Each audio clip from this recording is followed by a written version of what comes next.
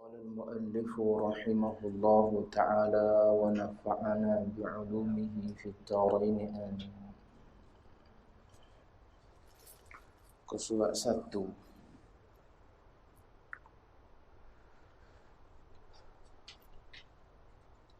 Muhammad khatimil anbiya'i wal mursalin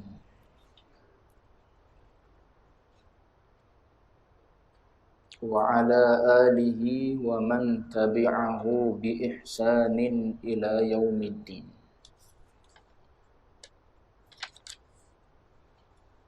Salawat dan salam ke atas Rasulnya yang amin, seorang yang amanah, iaitu namanya Muhammad, khatimil anbiya'i wal mursalin, penutup kepada segala nabi, kepada semua nabi dan rasul. Wa ala alihi, dan salawat dan salam juga ke atas ahli keluarganya. Wa man tabi'ahu bi ihsanin ila yaumiddin, dan kepada sesiapa yang mengikutinya dengan elok sehinggalah ke hari kiamat. Tuan-tuan muslimin sidang jemaah yang dirahmati Allah sekalian, alhamdulillah, pertama dan selama-lamanya kita panjatkan puji syukur pada Allah dengan izin taufik hidayah Allah Subhanahu wa taala. Pada malam ini kita sambung lagi bacaan kitab 20 Sifat Hati yang Keji dan Terpuji, susunan Timbalan Mufti Negeri Kelantan Darul Naim Haji Nik Abdul Qadir Nik Muhammad hafizahullahu ta'ala wa matta'ahu bis-sihhati wal afiyah. Kita masih dalam muqaddimah, pendahuluan, pembukaan kepada kitab ini. Kita dah lihat basmalah, kita juga dah lihat hamdalah, puji-pujian bagi Allah. Kemudian selepas daripada itu kita juga dah lihat selawat dan salam ala rasulihil amin, selawat dan salam ke atas rasulnya yang amin, yang digelar dengan al-amin, seorang yang sangat amanah. Siapa nabi yang al-amin ataupun rasul yang digelar sebagai al-amin itu, iaitu badal kepada rasul tu, Muhammadin khatimil anbiya'i wal mursalin. Nama dia ialah Muhammad. Nama dia ialah Muhammad.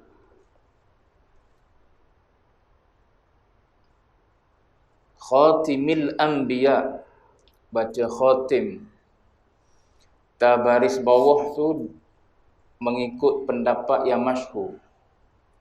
Khatam boleh juga, cuma biasanya khatam ni dengan makna cincin. Pendapat yang masyhur bil kasrati ashhar, dengan baca ta baris bawah tu ashhar. Muhammad ni adalah isim alam, nama khas. Melayu kita panggil nama khas. Nama orang, nama tempat ni nama khas. Diambil daripada kalimah hammada. Hammada ni tak sama dengan hamida. Hamida sebut bunyi tak sama dengan hammada. Hamida tak ada sabdu, tak ada syaddah. Hammada ada sabdu. So lebih dah situ satu huruf. Hammada kita nampak pada eja 3 huruf. Sebenarnya 4 huruf. Iaitu mim ada 2. Ditad'ifkan, digabungkan dan diletak sabdu. Satu mim mati, satu mim lagi berbaris. Tapi kalau hamida, dia 3 huruf. So kaedah yang ulama lughah letak, ziyadatul huruf tuaddi ila ziyadatil makna. Orang mengaji lughah. Pertambahan huruf pada satu-satu patah perkataan, maka dia akan membawa pertambahan pada makna. Maknanya hamida tak akan samalah dengan hammada. Maka hammada nilah, daripada kalimah hammada nilah keluarnya Muhammad. Kita dah letak nama anak Muhammad. Muhammad ni nak cerita asal usul. Ambil mana ni Muhammad ni? Kena tahulah. Duk letak nama anak, 5 orang anak lelaki semua ada Muhammad. Orang tanya kena tahu. Baik. Muhammad ni dia panggil isim maf'ul. Dia nama khas. Diambil daripada hammada. Maka jadilah Muhammad ni, kerangka Muhammad ni dalam ilmu saraf dia panggil isim maf'ul. Hammada yuhammidu. Masdar dia tahmid, isim fa'il dia muhammid, isim maf'ul dia Muhammad. Gitu. Boleh 2-3 patah ni, tak apa dah lah ni, buat balik. Jadikan zikir. Mengaji bahasa Arab lah ni. Tak apa.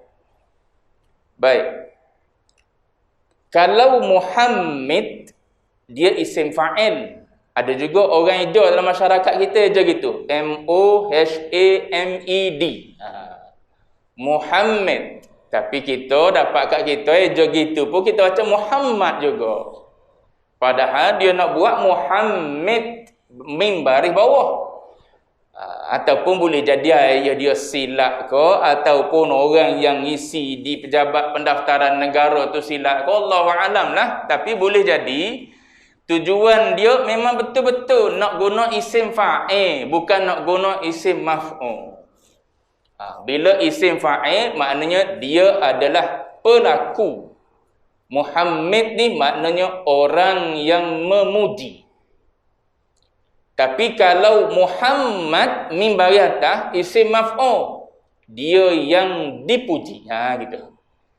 Berlaku pujian atas diri dia. Bukan dia yang memuji, tapi diri dia yang dipuji. Itu isim maf'ul. Lepas tu ada sabdu tu pula. Ada sabdu tu dengan makna mubalaghah, dengan makna melampaui. Gitu. Satu dengan makna lil kathrah, dengan makna banyak. Maknanya Muhammad mim baris bawah, orang yang banyak memuji. Melampau-lampau dia dalam memuji. Itu dipanggil Muhammad. Orang yang banyak memuji Allah. Dipanggil Muhammadun. Tapi kalau Muhammadun, maknanya orang yang sangat-sangat banyak dipuji. Itu tujuan dia. Asal letak nama Muhammad tu, raja'a an yuhmada fis sama'i wal ard. Tu dia sebut. Dengan harapan, aku letak nama Muhammad ni dengan harapan supaya dia dipuji sebanyak-banyaknya, bukan setakat di bumi, bahkan di langit. Tu harapan dia. Dia letak nama tu. Jadi Muhammad ni isim alam, nama khas. Tengok kok ilmu saraf, tilik kok satu cabang ilmu bahasa Arab, nama dia ilmu saraf, nama dia isim maf'ul, dengan makna yang banyak dipuji. Lepas tu dalam Quran tak guna Muhammad. Dalam Quran min ba'dismuhu Ahmad. Dalam Quran guna Ahmad. Bila zahir keluar atas muka bumi ni, keluar ke alam syahadah, nama dia Muhammad. Apa beza Ahmad dengan Muhammad? Kenapa tak sama perkataan dalam Quran Ahmad? Kenapa tak keluar di alam syahadah, alam dunia ni, buh nama Ahmad lah, tapi dak buh nama Muhammad. Mana beza pula? Ulama jawab. Dia soal, dia jawab. Nak tunggu kita jawab tak erti dah. Dia tolong tanya, lepas tu dia jawab. Baik. Ahmad dari sudut bahasa ini cerita ni. Dari sudut ilmu tasawuf dia bahas dalam lagi ya. Sebab Ahmad ni nama yang termaktub dalam kalam Allah. Duk mana Ahmad ni sebelum ni? Maknanya dia dalam kalam Allah yang azali, Ahmad ni. Kan Quran tu kalam Allah Ta'ala. Dan kalam Allah Ta'ala supaya zat dia azal. Maknanya Ahmad ni duduk dalam, kalau ibarat kita kat maknanya, sebelum kita nak bercakap ni, kalam nafsi ni ada dah dalam diri kita. Sebelum kita nak pergi bercakap dengan orang contohnya. Member ajak telefon, mari minum air di restoran Taqwa Seri Gombak ni. Kita buah. Lepas tu dalam kepala kita nak pergi buah apa. Dalam kepala ada dah dia panggil kalam nafsi. Sebab dia tak keluar lagi mulut. Gitulah gambaran nak suruh cepat faham. Nak suruh mudah faham. Allah Ta'ala ni bukan macam kita. Ada jiwa, ada tubuh. Ada apa? Ada otak, ada hati. Tidak. Cuma nak sebutnya, Ahmad ni duk ada dah. Sejak azali lagi, istilah Ahmad ni. Itu perbahasan ulama tasawuf. Dia duduk di alamul ghaibi. Nama dia Ahmad. So Ahmad ni dari sudut lughah, dia adalah membawa maksud yang sangat banyak memuji. Di isim fa'il. Yang banyak memuji Allah Ta'ala. Keluar dalam keadaan dia dipuji pula oleh Allah Ta'ala. Dia duduk di alam ghaib, dia memuji Allah. Dia keluar, Allah Ta'ala puji dia. Sebab apa? Orang yang memuji layaklah dipuji. Orang yang memuji ni maknanya orang tu orang baik. Tengok orang ni baik, tengok orang ni baik. Sebab tu dia puji orang ni, dia puji orang ni. Kita, orang ni, kita hina orang ni, kita perendah orang ni. Semua tak kenal lah orang kita. Adapun Nabi ni Ahmad, melihat Allah Ta'ala puji. Sebanyak-banyaknya puji. Mubalarah juga Ahmad ni. Maknanya memuji Allah sebanyak-banyaknya. Bila keluar saja di alam syahadah, alam kita, maka Allah Ta'ala memuji-muji baginda Nabi Muhammad beserta dengan nama dia. Wa rafa'na laka dhikrak. Aku angkat sebutan pada nama engkau. Kata ulama, setiap kali disebut Allah, mesti ada sekali berganding dengan Muhammad. Asyhadu an la ilaha illallah. Tuan-tuan dengar orang bersyahadah, mesti ada sekali Muhammad Rasulullah. Tak sempurna syahadah nak masuk Islam kalau tak Muhammad Rasulullah. Orang azan, tak sempurna azan kalau dia ambil asyhadu an la ilaha illallah saja. Lepas tu hayya 'alas salah, hayya 'alas salah. Tak sempurna azan. Mesti berganding selalu dengan Allah Muhammad. Sebab tu kita pun ambil buh dalam masjid kita, Allah Muhammad. Mesti berganding. Dia tak ada Allah saja, mesti ada Muhammad sekali. Sebab Allah Ta'ala sebut, wa rafa'na laka, dan kami angkat bagi engkau zikrak, sebutan nama engkau. Tu orang dah sebut Nabi. Siapa kali ni orang dah sebut Nabi? Pernah tengok? Tak pernah tengok sekali. Pernah baca sirah dia? Tak pernah baca sekali pun sirah dia. Kalau baca pun sikit-sikit lah, ala kadar baca sirah Nabi. Tapi duk dengar orang cerita pasal Rasulullah, tak ada satu pun yang keji. Semua yang terpuji. Itu Muhammad bin Abdullah. Baik. Jadi Muhammad ni, siapa yang meletakkan nama Muhammad? Khilaf. Pendapat yang sahih mengatakan bahawa tok dia lah Abdul Muttalib. Yang meletakkan nama cucu dia yang dia kasih sangat ni bernama Muhammad, dengan harapan supaya cucu dia ni jadi orang yang dipuji, bukan setakat di dunia, bukan setakat di bumi, bahkan di langit. Ada juga pendapat yang mengatakan yang meletakkan nama ni, yang mencadangkan nama ni ialah Ummuh. Mak dia Aminah.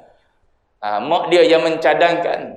Dalam kitab Jauharatul Tauhid ada sebut bahawa Aminah pernah bermimpi mendengar suara mengatakan, apabila engkau melahirkannya, fasammihi Muhammadan, maka namakan dia dengan Muhammad.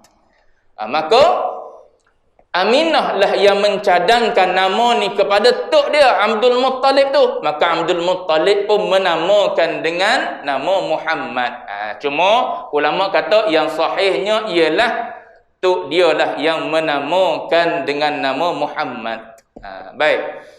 Kata ulama lagi, pada hakikatnya siapa yang menamakan zat batang tubuh Nabi tu dengan Muhammad, wa fil haqiqati huwa Allah. Allah lah yang menamakan dia dengan nama Muhammad. Diilhamkan kepada toknya ke ataupun kepada mak dia ke supaya dinamakan bayi lelaki yang lahir ini dengan nama Muhammad. Tu pada hakikatnya dialah yang mengilhamkan nama ni dan meletakkan nama ni di dalam kitab-kitab sebelum Quran lagi. Duk cerita dah tentang Muhammad ni. Maka kata ulama, Allah Ta'ala ibaratnya menjadikan nama tersebut adalah tauqifi syar'i. Dia adalah ketentuan Tuhan pada syarak nama dia mesti Muhammad. Tu nama saja Muhammad. Lepas tu marilah hadis-hadis, walaupun hadis tak sahih, hadis dhaif ada sebut sesiapa yang menamakan anaknya dengan nama Muhammad hubban li, Nabi kata, kerana kasih dan cinta padaku, wa tabarrukan bismi, dan ambil tabarruk dengan namaku. Nabi kata kana huwa wa auladuhu fil jannah. Nabi kata dia dan anak dia dalam syurga. Tu yang orang-orang dulu duk buh nama anak Muhammad sangat tu. Walaupun hadis tu au kama qala, sebagaimana Nabi sebut, saya tak berapa ingat sangat matan dia, lebih kurang macam tu. Cuma hadis tu tak sampai tahap sahih. Cuma dari sudut fadilat beramal boleh. Nak menamakan anak untuk ambil fadilat daripada nama sebaik-baik manusia, comel. Sebaik-baik manusia, sebanyak-banyak manusia yang memuji Allah ialah baginda Nabi Muhammad. Sehingga saya sebut tadi, dia digelar sebagai Ahmad oleh Allah Ta'ala. Sebelum dia dilahirkan, lahir nama dia Muhammad. So dia yang banyak memuji dan banyak dipuji. So kita nak ambil sempurna nama tersebut supaya anak kita juga jadi orang yang dipuji ataupun yang banyak memuji Allah, maka bubuh dengan nama Muhammad. Lepas tu belakang lagi 4-5 patah lagi tak ingat dah. Terlupa Muhammad. Tak ada Muhammad. Yang adanya Hafizi je ada belakang. Tak ada. Orang naknya Muhammad depan tu tabarruk. Rupa-rupanya Muhammad yang ditinggal. Tak ada gitu. Muhammad tu tujuan kita letaknya tabarrukan bismi. Nak ambil tabarruk dengan nama Nabi dengan harapan kita juga jadi orang yang terpuji gitu. Yang nak ada anak lagi, bubuh nama Muhammad lepas ni. Ni duk letak nama Johan je. Sebab apa? Nak suruh Johan. Nak suruh Johan. Dalam apa-apa pun nak suruh jadi Johan. Letak nama Johan lah. Bubuh nama Muhammad. Baik. Jadi Muhammad ni siapa? Khatimil anbiya'i wal mursalin. Dia adalah khatim. Dia adalah penutup kepada segala nabi dan kepada segala rasul. Maknanya kepada semua nabi dialah khatim. Tak ada lah selepas daripada nabi kita Muhammad nabi. Lepas tu siapa nabi? Sebut dah hari tu. Ulang. Nabi ni didefinisikan oleh para ulama. Jangan duk keliru. Mari orang mengaku pula zaman kita hari ni saya nabi. Nabi tu, Nabi ni dan sebagainya lah. Apatah lagi yang mengaku tu pula perempuan pula. Ni definisi ulama sebut. Nabi ni ialah insan. Dia mesti manusia. Mari bisik dikit aku Nabi. Tu belum tentu. Sebab apa? Sebab dia tak duduk alam kita. Bila sebut manusia, dia satu alam dengan kita. Mari bisik tengah-tengah kita berzikir. Mari bisikkan aku ni Nabi. Ataupun mari jemaah, aku ni Nabi, pakai putih comel. Daripada atas sampai ke bawah, putih, jernihnya muka, aku Nabi. Boleh jadi jin. Kalau jin bukan Nabi, dia nak insan. Cuma kita tak sempat bertemu lah. Nabi ni adalah insan. Definisi Nabi dengan Rasul sama. Beza hujung sikit lah belakang. Nabi dan Rasul ni, dia adalah insan, kemudian zakarun. Dia adalah manusia, mesti lelaki. Dan mesti hur. Mesti seorang yang merdeka. Maknanya Nabi ni bukan jenis hamba abdi dah. Bukan daripada keturunan hamba abdi. Sebab tu dia keturunan hebat-hebat. Nabi kita Muhammad daripada keturunan bangsawan. Dia bukan keturunan hamba abdi. Dia adalah bangsa yang hebat ataupun daripada keturunan yang terbaik, yang sebaik-baik keturunan manusia. Itu Nabi kita Muhammad. Mim bani Adam, daripada anak Adam. Cucu cici anak Adam. Lepas tu ulama sebut salimun min munaffirin tab'an. Selamat diri dia tu, selamat sejahtera daripada perkara yang menyebabkan orang lari secara tabiat ni. Orang duduk dengan dia, kalau ada benda tu di tubuh dia, di diri dia, orang lari. Maka benda tu tak ada. Sebab tu saya sebut dah hari tu, apa yang diceritakan tentang Nabi Ayub alaihissalam, buruk kulit dia, berkudih kulit dia, bulat kulit dia, kalau sampai tahap orang tak nak duduk dekat dengan dia, tu tidak Nabi, tidak Rasul begitu. Dia mesti salimun an munaffirin, dia mesti sejahtera daripada perkara yang menyebabkan orang lari daripada dia. Hak lari daripada dakwah dia tu biasalah. Ni secara tabiat semula jadi batang tubuh dia ni sempurna sehingga orang suka duduk dekat dengan dia. Lepas tu orang lari tu bila dia ajak pada Islam, tu cerita lain. Yang duk lari, orang kafir Quraisy lari daripada dia, tak nak duduk dekat, bahkan kata gila, majnun dan sebagainya. Tu bukan itu yang dimaksudkan. Tubuh badan dia tu sempurna, cantik, elok, sampai peringkat orang suka duduk dekat dengan dia. Macam Nabi Ayub itu dikatakan Israiliyat, buruk tubuh dia, nanoh dan sebagainya. Tu maknanya itu tidak benar berkenaan dengan Nabi dan Rasul yang didefinisikan oleh para ulama. Baik. Kemudian Nabi ni dan Rasul ni uhiya, dia diberi wahyu. Allah Ta'ala menyampaikan wahyu dengan kepada para Nabi ataupun para Rasul ni. Bezanya ialah Nabi ya'malu bihi. Setiap wahyu yang Allah Ta'ala kurniakan pada dia, dia beramal dengan wahyu tersebut. Dan dia tak diperintah untuk menyampaikannya. Gitu beza Nabi. Perintah tu dengan perintah wajib. Gitu. Wa illam yu'mar bitablighihi. Dia beramal dengan syariat. Dia juga mengajak dan menyampaikan. Cuma ajakan dia tu, perintah dia menyampaikan dan mengajak orang tu bukan perintah wajib daripada Allah Ta'ala. Itu Nabi. Ni kira Nabi saja ni, Nabi saja. Bukan Nabi dan Rasul. Nabi dan Rasul tu lebih tinggi lah. Ni cerita Nabi saja. Nabi saja ni diberi wahyu tak? Diberi wahyu. Dia beramal tak? Dia beramal. Dia ajak orang tak? Ya, dia ajak orang. Tapi dia mengajak orang tu bukan sebab Allah Ta'ala perintah dengan perintah wajib. Tapi kalau Rasul, salah satu daripada sifat wajib bagi Nabi dan Rasul sekali, dia mestilah tabligh. Tu tabligh tu maknanya Allah Ta'ala bagi wahyu pada dia, dia beramal, dia menyampai, dan penyampaian dia tu atas perintah Allah, atas jalan wajib. Maknanya Allah Ta'ala yang wajibkan atas dia menyampaikan. Adapun Nabi dia menyampaikan, Allah Ta'ala tak perintah atas jalan wajib. Nak sampaikan, sampaikan. Gitu. Tak apa, nanti kita bercakap tak ada faedah lah kalau gitu Nabi tak berdakwah. Dakwah lah. Cuma tak jadi wajib atas dia.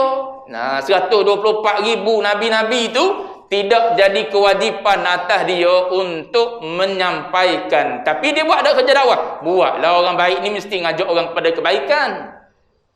Mana-mana orang yang baik. Kalau kita yang baik ni pun nak suruh orang jadi baik, Nabi lebih-lebih lagi.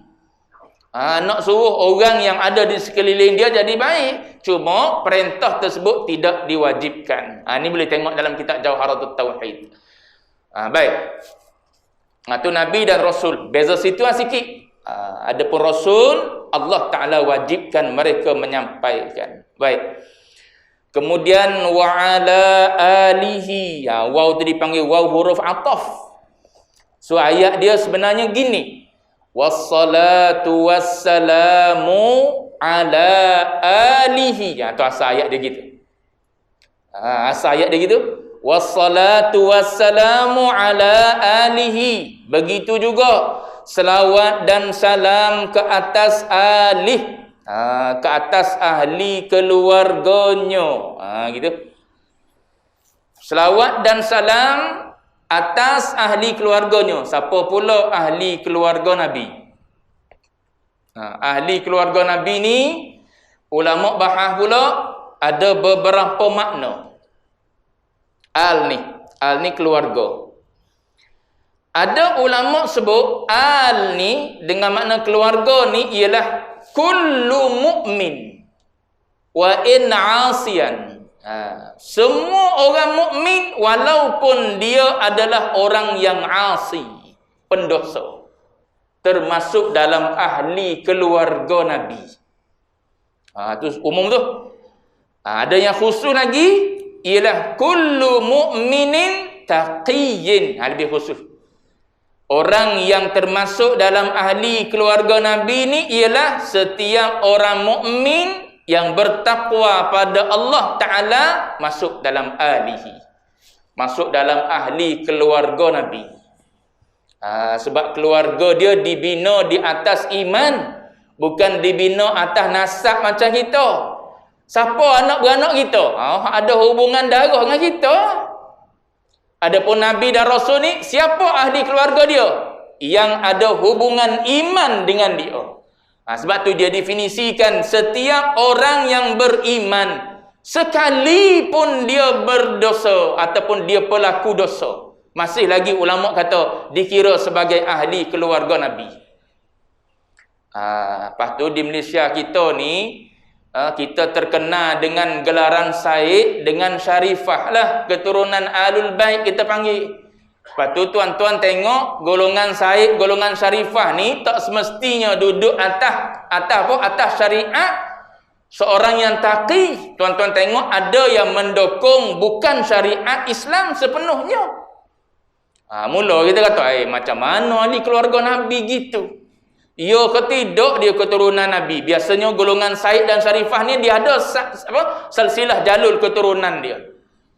Ada dalam simpanan dia.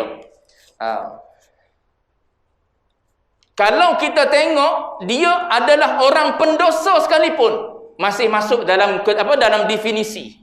Dalam definisi wa in 'asiyan, sekalipun dia adalah seorang pendosa. Selagi mana dia ada iman, maka dia termasuk dalam ahli keluarga Nabi.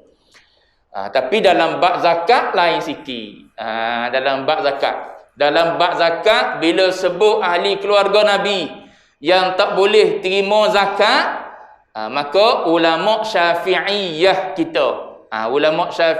kita, yang tak boleh terima zakat sebagai ahli keluarga Nabi ni ialah yang silsilah dia sampai kepada Bani Hashim dan Bani Abdul Muttalib. Dua. Yang ni tak boleh terima zakat. Boleh terima hadiah sahaja. Baik. Mana tadi? Wa ala alihi, dan ahli keluarganya. Yang tu tengok pada zakat, maknanya keturunan Bani Hashim dan Bani Abdul Muttalib. Adapun secara umumnya kullu mu'minin taqiyyin, yang bertakwa pada Allah Ta'ala, termasuk dalam ahli keluarga Nabi. Kita sendiri termasuk ahli keluarga Nabi, sebab menghubungkan kita dengan Nabi ni adalah iman. Baik, kemudian wa man tabi'ahu, ataf lagi, maka baca dia asalnya wassalatu wassalamu ala man tabi'ahu, asal dia gitu. Gitu bahasa Arab ni. Kenapa dia tak ulang? Panjanglah kalau dia ulang yang sama. Bahasa Arab ni dia ringkas tapi panjang huraian dia. Wa man tabi'ahu, dan sesiapa yang mengikutinya, yang mengikuti Nabi. Yang mengikuti Muhammad tu, khatim al-anbiya wal mursalin, dan sesiapa yang mengikutinya. Siapa yang ikut dia? Sahabat. Selepas daripada zaman Nabi tu sahabat. Sampalah pada kita, masuk juga dalam wa man tabi'ahu. Kita ni adalah pengikut Nabi, tabi' kepada Nabi. Yang mula-mula ialah sahabat. Siapa sahabat? Sahabat ni orang yang beriman dengan Nabi. Orang yang sempat melihat Nabi dan beriman kepada Nabi selepas bi'athah lah. Dia sempat dengan Nabi sebelum bi'athah tak jadi. Dia sempat dengan Nabi ketika Nabi kecil, lepas tu dia meninggal. Tak sempat dengan bi'athah, tak nama sahabat. Dia sempat dengan Nabi selepas bi'athah, selepas Nabi dibangkit, dilantik jadi Nabi Rasul, maknanya selepas umur 40 ke atas. Lepas tu pula mukmin bih, dia beriman pula dengan Rasulullah, dia beriman dengan Nabi Muhammad. Lepas tu ada ulama tambah lagi syarat dia, mati wa mata, mati pula dalam keadaan beriman, maka dipanggil sahabat. Dipanggil sahabi. Lelaki tu ataupun perempuan tersebut dipanggil sahabi. Sempat dengan Nabi selepas bi'athah, beriman pula dengan Nabi, mati atas iman, maka orang ni dipanggil sahabat. Sekalipun dia tak meriwayatkan apa-apa hadis daripada Nabi, sekalipun dia tak mumayyiz lagi, sekalipun dia tak pernah nampak Nabi. Contoh buta kan, ada Abdullah bin Ummi Maktum, sahabat tak? Sahabat, sebab dia sempat dengan Nabi. Cuma dia buta, tak tengoklah wajah Nabi macam mana, tapi dia sempat dengan Nabi, berkenalan dengan Rasulullah. Selepas daripada bi'athah, dia beriman, mati pula atas Islam, atas iman. Maka Abdullah bin Ummi Maktum, walaupun dia tak tengok Nabi, dia tetap dikira sebagai sahabi. Syarat dia jangan murtad. Murtad tak dikira sebagai sahabi, tak dikira sebagai sahabat. Sebab ada yang murtad. Abdullah bin Khattab, kalau tak silap nama dia, Abdullah bin Khattab, sempat dengan Nabi selepas bi'athah, beriman dah dengan Nabi, akhirnya murtad dan mati atas kemurtadan dia, maknanya dia tak kembali kepada Islam, maka dia tak dikira sebagai sahabat. Gitu syarat dia. Maka kita ni tak sempat bertemu dengan Nabi, tapi beriman dengan Nabi, termasuk di ahli keluarga Nabi kita ni. Adapun sahabat tak, sebab kita tak sempat dengan Nabi. Baik. Wa man tabi'ahu, dan sesiapa yang mengikutinya bi ihsan, dengan elok, dengan baik. Kita lah duk ikut, kalau boleh sebaik-baiknya nak ikut Nabi. Yang duk bergaduh dalam masyarakat kita tu sebab nak ikut Nabi tu. Dia bukan benda tak comel tu, benda comel. Perjuangkan apa? Nak ikut Nabi. Nak ikut Nabi kan. Benda ni tak boleh buat sebab Nabi tak buat. Benda ni tak boleh buat sebab Nabi tak buat. Itu benda comel. Ikhtiar dan usaha nak suruh orang pakai ikut Nabi. Bagus. Cuma cara pendekatan kita tak kena. Boleh jadi dengan disebabkan oleh keterbatasan ilmu, kecetekan ilmu yang ada pada kita, menyebabkan jadi timbul isu bergaduh, konflik dan sebagainya lah. Baik. Mana tadi? Wa man tabi'ahu bi ihsanin ila yaumiddin. Habis muqaddimah dia. Habis muqaddimah situ. Waliknya bila habis itu, biasanya penulis khutbah ataupun penulis buku, dia akan bubuh kat situ wa ba'du, dan kemudian selepas daripada itu. Biasa dia bubuh wa ba'du, sini dia tak bubuh wa ba'du, tak apa.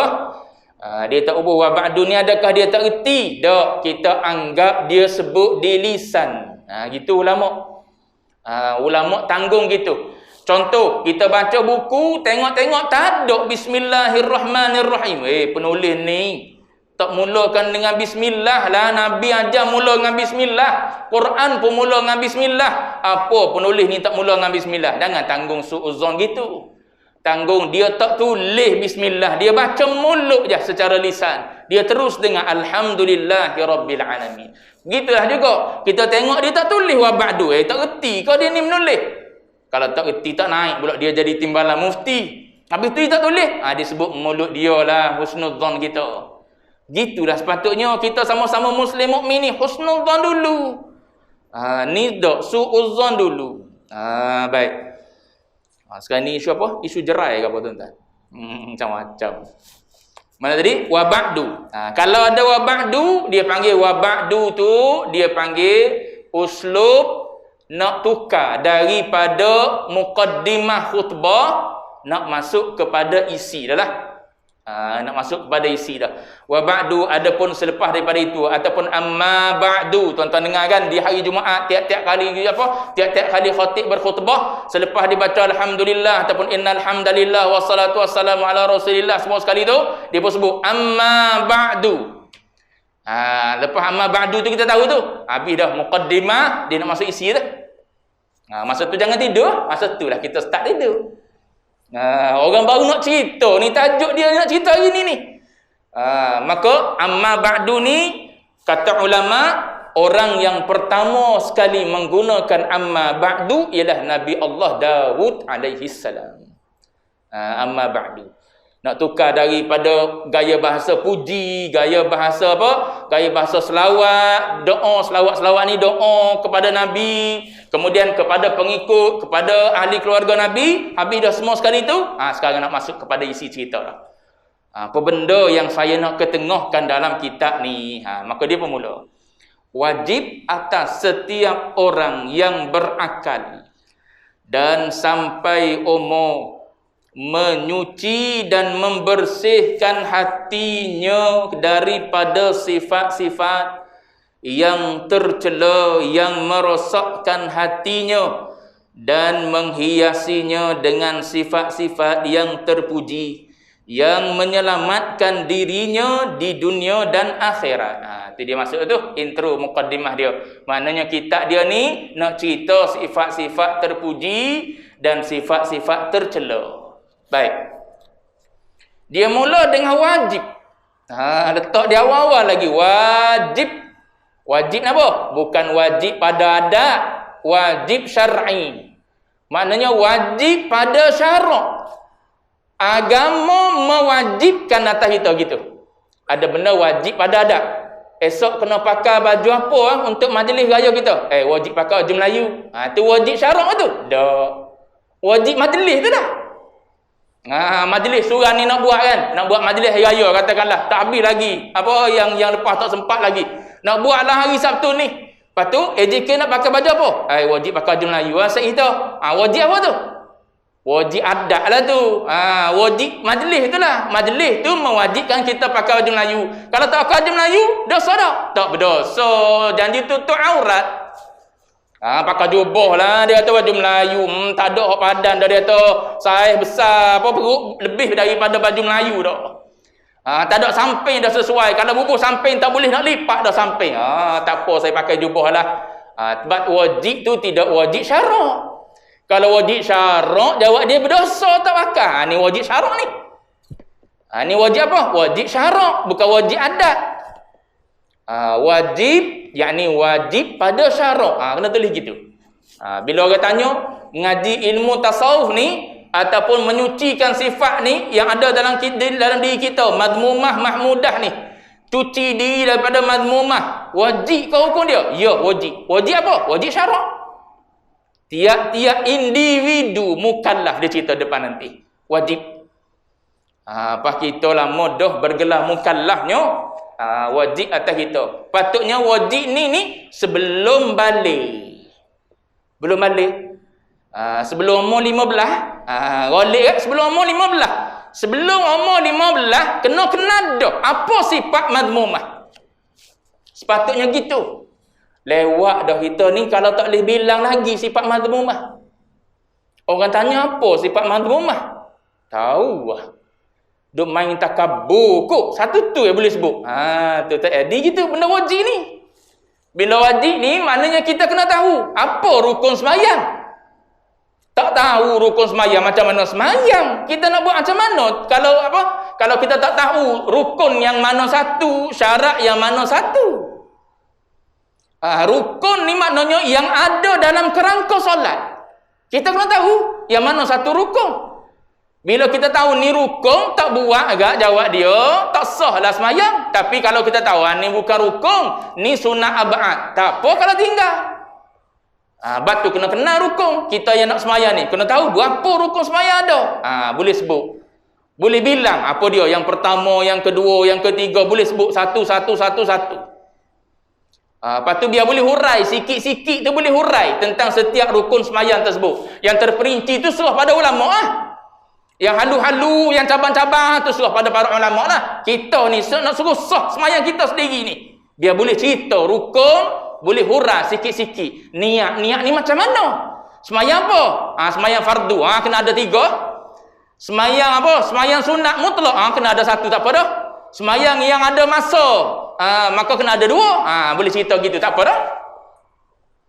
Kalau kata niat gitu, niat gitu, macam mana gitu-gitu? Tak boleh gitu.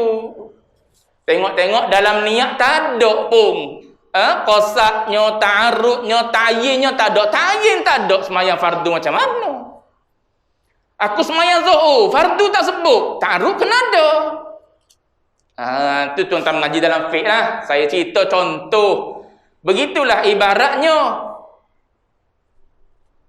Sifat madmumah dan mahmudah ni sepatutnya kita kenal dia, boleh bilang dia sebelum balik.